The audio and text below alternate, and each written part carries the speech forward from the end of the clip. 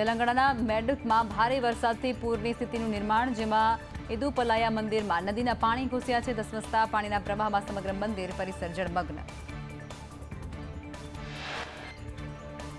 ઉત્તરાખંડના રુદ્રપ્રયાગમાં ભારે વરસાદ અને ભૂસ્ખલનનો બેવડો માર. વરસાદને કારણે અલકનંદા નદીમાં ભારે પૂરની સ્થિતિ. ધારી દેવી મંદિર સુધી અલકનંદાનું પાણી પહોંચ્યું હતું. અલકનંદા નદી કાંઠા વટાવી અને મંદિર સુધી આવી છે. હજુ વધારે વરસાદ પડે તો અલકનંદાના પાણીનો પ્રવાહ વધે તેવી પ્રબળ સંભાવના. રુદ્રપ્રયાગના નીચાણવાળા વિસ્તારોને કરાયા એલર્ટ. ઉત્તરાખંડના રુદ્રપ્રયાગ અને ચમોલીમાં વાદળ ફાટ્યું, જેમાં રુદ્રપ્રયાગના બાસુ કેદાર તાલુકામાં વાદળ ફાટતા ચારેકોર પાણી જ પાણી. વાદળ ફાટવાની ઘટનાથી કેટલાક પરિવારો ફસાયા. ચમોલીના દેવલ વિસ્તારમાં પણ વાદળ ફાટ્યું. પાણીના ભારે પ્રવાહથી પહાડો પરથી ભેખડો ઘસી ગઈ અને જેમાં 2 લાપતા લોકોની રેસ્ક્યુ ટીમે શોધખોળ શરૂ કરી છે.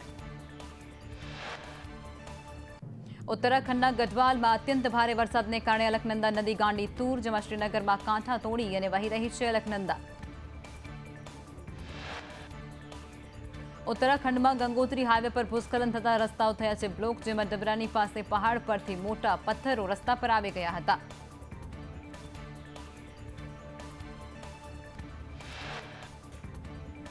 ઉત્તરાખંડમાં ભારે વરસાદ બાદ ભૂસ્ખલન થયું, જેમાં ભારત અને ચીન સરહદે જોશીમઠને મલારીથી જોડતા રસ્તા પર પથ્થરો પડ્યા અને ભૂસ્ખલનને કારણે માર્ગ બંધ થયો. ચમોલી જિલ્લામાં જોશીમઠ નજીક લાતા ગામ પાસે ભૂસ્ખલન સર્જાયું. કાટમાળ હટાવી અને રસ્તો ફરી શરૂ કરવા માટે કવાયત તેજ કરાઈ. માર્ગ બંધ થતા અનેક વાહનો અટવાયા. ઉત્તરાખંડમાં પીપલકોટીમાં ધોધમાર વરસાદ. બાગેશ્વર, ચમોલી અને નંદપ્રયાગમાં ગઈકાલ રાતથી જ સતત વરસાદ. ભારે વરસાદથી બદ્રીનાથ જવાનો રસ્તો બંધ. ઉત્તરાખંડના ચારધામ યાત્રામાં બદ્રીનાથ જતા માર્ગ પર લેન્ડસ્લાઇડથી રસ્તાઓ બંધ થયા છે. સ્થાનિક તંત્ર દ્વારા કાટમાળ હટાવી રસ્તો પુનઃ કાર્યરત કરવાની કામગીરી શરૂ કરાઈ. વહીવટી તંત્રએ રસ્તા પરથી પથ્થરો અને માટી ખસેડવાની કામગીરી આદરી. રસ્તો ખુલ્લો થતા વાહનો માટે અવરજવર શરૂ કરાશે.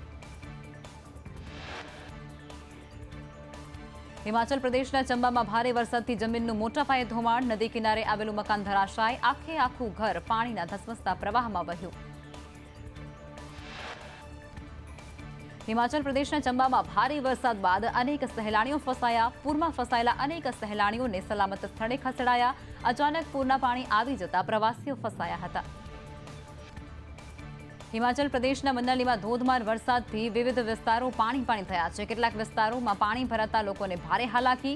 હિમાચલમાં 31 ઓગસ્ટ સુધી હજુ ભારે વરસાદની શક્યતા. જમ્મુમાં ધીમે ધીમે ઓસરી રહ્યા છે પૂરના પાણી. પૂરના પાણી ઓસરતા તારાજીના દ્રશ્યો સામે આવ્યા. હરકી પૌડી મંદિરમાં નદીના પાણીએ વિનાશ વેર્યો છે. હરકી પૌડીમાં મંદિર અને તેની આસપાસના આકાશી દ્રશ્યો સામે આવ્યા. 2 દિવસ પહેલા ગણેશજીની પ્રતિમા ગળા સુધી ડૂબેલી હતી, જ્યારે પાણી ઓસરતા તે સંપૂર્ણ દ્રશ્યમાન થઈ.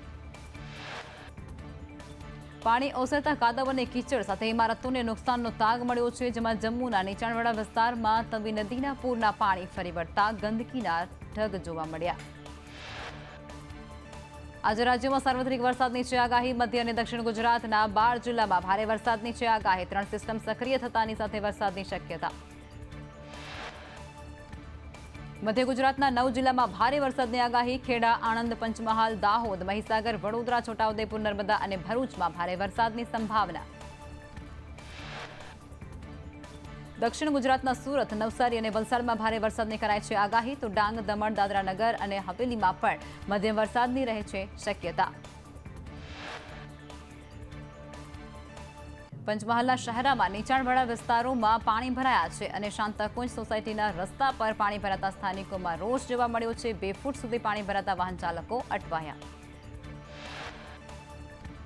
આણંદના ઉમરેઠ અને ગ્રામ્યમાં ધોધમાર વરસાદથી પાણી જ પાણી. ઉમરેઠમાં નીચાણવાળા વિસ્તારમાં વરસાદી પાણી ભરાતા વાહન ચાલકોને પારાવાર મુશ્કેલી.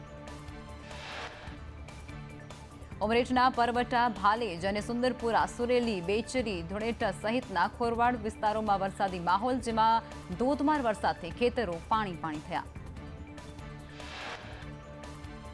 નડિયાદમાં 1 કલાક ધોધમાર વરસાદથી પાણી ભરાયા છે, જેમાં માઈ મંદિર, શ્રેયર ગરનાળા અને ખોડિયાર ગરનાળા સહિતના વિસ્તારમાં વરસાદી પાણી ભરાયા છે. પાણી ભરાતા વાહન ચાલકોને હાલાકી.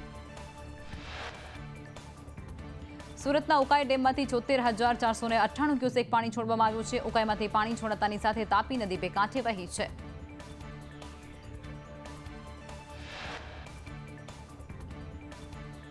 સુરતના માંડવીમાં ગોળધા ડેમ ઓવરફ્લો થતાની સાથે 7 થી 8 ગામોને એલર્ટ કરાયા. ભારે વરસાદને કારણે નદીઓમાં પૂરની પરિસ્થિતિ. ગોળધા ડેમ ઓવરફ્લો થતાની સાથે નયનરમ્ય દ્રશ્યો પણ સર્જાયા, જેમાં ઉમરપાડામાં ભારે વરસાદથી પાણીની સતત આવક. મોહન અને વીરા નદીમાં પૂરની પરિસ્થિતિ.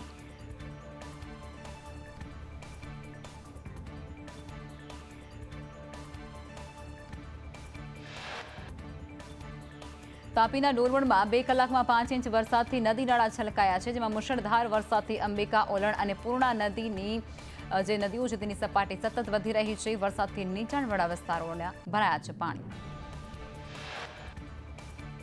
સાબરકાંઠાના ઈડરમાં 6 કલાકમાં 6 ઇંચ વરસાદથી હાલાકી. યુજીવીસીએલ કચેરીમાં ઢીંચણસમાં પાણી ભરાતા વીજ ડીપીમાં નુકસાનની પણ ભીતિ.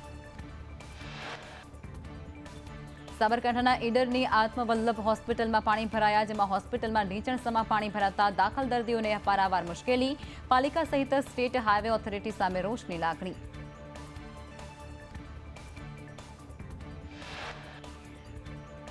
ઈડરમાં રેલવે અંડરપાસમાં ઝરણા વહેતા થયા છે. રોડ પરનું વરસાદી પાણી અંડરપાસમાં આવતાની સાથે રસ્તા બંધ કરાયા. અંડરપાસમાં પાણી ભરાતા વાહન ચાલકોને હાલાકી. લાલોડા, સાપાવાડા, કુકડિયા જવાનો રસ્તો પણ બંધ થયો છે. જેશપુર, હસનપુર, સવગઢ જતો રસ્તો પણ બંધ હાલતમાં, જેને છાવણી સહિતના માર્ગોને જોડતો અંડરપાસ પણ થયો છે બંધ. નર્મદા ડેમની જળસપાટી 136.51 મીટરે પહોંચી છે. સરદાર સરોવર નર્મદા ડેમ 92.80% ભરાયો છે. ડેમમાં પાણીની 68,625 ક્યુસેક પાણીની આવક સામે 94,409 ક્યુસેક પાણીની જ આવક થઈ.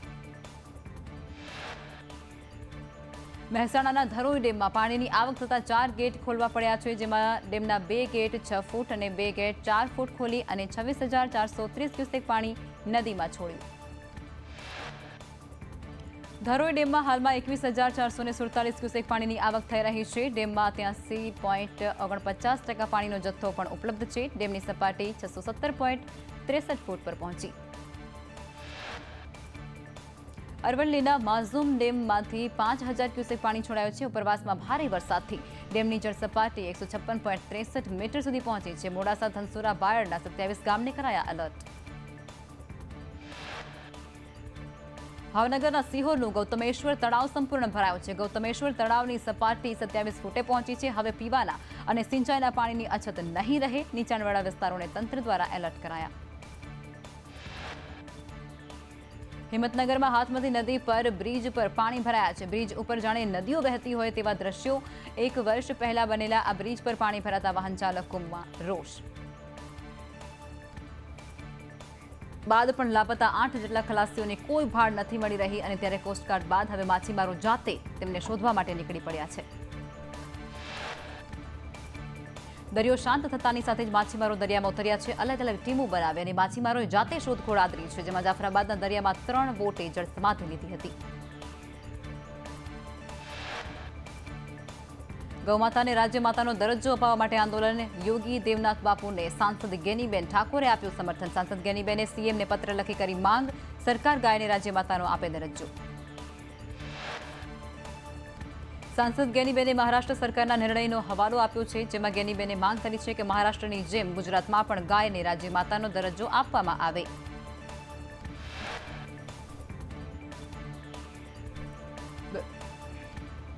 બે 2024માં અમે લોકસભામાં આ મુદ્દો ઉઠાવીશું તે પ્રકારની માંગ પણ ગેનીબેન ઠાકોર દ્વારા છે તે આપવામાં આવી રહ્યું છે.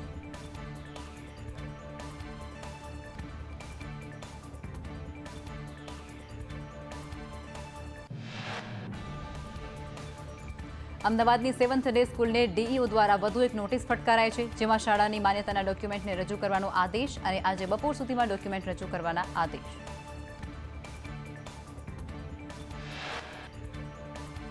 શાળાની બિલ્ડિંગની એનઓસી સહિતના દસ્તાવેજ રજૂ કરવા માટે ડીઈઓ દ્વારા આદેશ છૂટ્યા છે, જેમાં સ્કૂલ કેમ્પસમાં ચાલતી કોલેજના ડોક્યુમેન્ટ રજૂ કરવાની પણ અપાઈ છે સૂચના.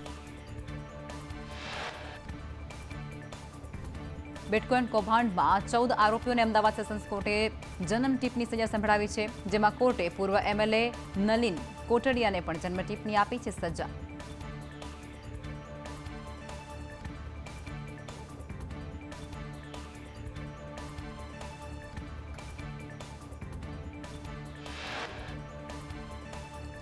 ગીર સોમનાથમાં ભાજપ જિલ્લા ઉપપ્રમુખ રાજુ ડાભી જુગાર રમતા ઝડપાયા, જેમાં ઉનાના અશોકનગરમાંથી પોલીસે 8 જુગારીઓને પકડ્યા. દરોડામાં કુલ ₹2.38 લાખની રોકડ જપ્ત કરી. વડોદરામાં ચડ્ડી બનિયાન ગેંગના ઘરફોડ ચોરીના ગુનામાં વોન્ટેડ સહિત 4 આરોપી ઝડપી પાડવામાં આવ્યા, જેમાં ગરબાડાના વડવા ગામનો મુકેશ માવી મુખ્ય સૂત્રધાર.